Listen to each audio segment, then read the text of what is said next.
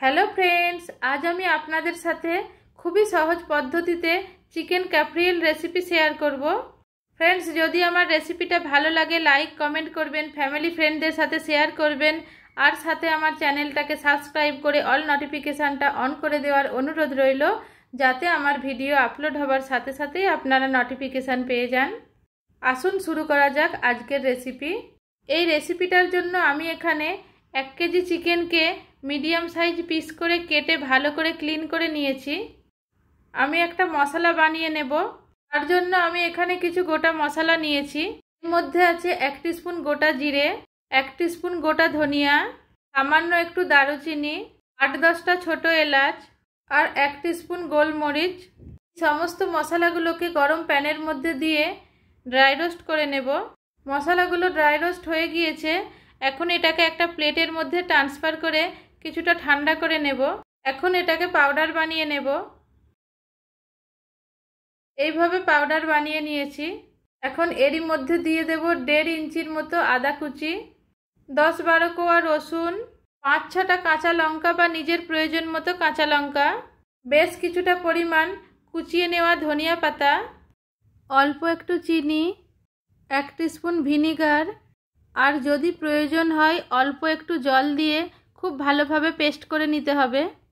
এইভাবে পেস্ট করে নিয়েছি। এখন এই পেস্ট করে নেওয়া মশলাটা চিকেনের মধ্যে ঢেলে দেব আর সাথেই পরিমাণ মতো লবণ দিয়ে ভালোভাবে মিক্স করে নেব।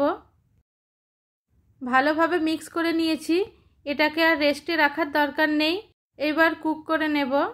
একটা কড়াইয়ের মধ্যে 2 টেবিলস্পুনের মতো রিফাইন্ড অয়েল দিয়ে গরম করে নেব। অয়েলটা নিজেদের প্রয়োজন মতো কম বেশি করতে পারেন।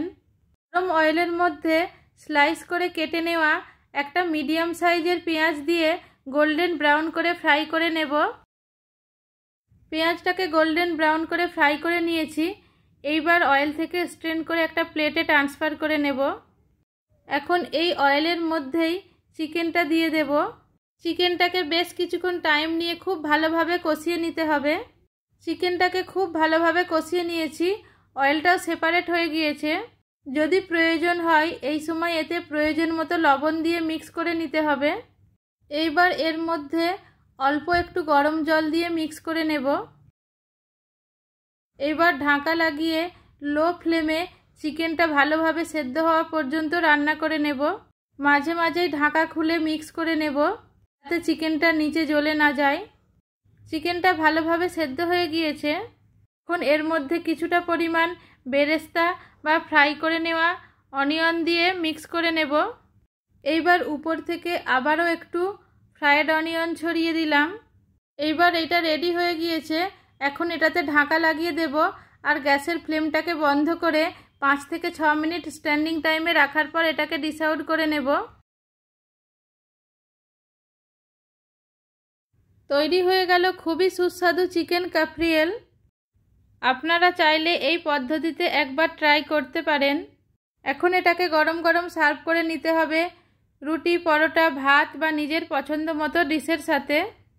ফ্রেন্ডস, যদি আমার রেসিপিটা ভালো লাগে লাইক কমেন্ট করবেন, ফ্যামিলি ফ্রেন্ডদের সাথে শেয়ার করবেন আর সাথে আমার চ্যানেলটাকে সাবস্ক্রাইব করে অল নোটিফিকেশানটা অন করে দেওয়ার অনুরোধ রইল, যাতে আমার ভিডিও আপলোড হবার সাথে সাথেই আপনারা নোটিফিকেশান পেয়ে যান। আজকের মতো এখানেই শেষ। আবার ফিরে আসছি অন্য একটা রেসিপির সাথে। ততক্ষণের জন্য bye, take care, thank you.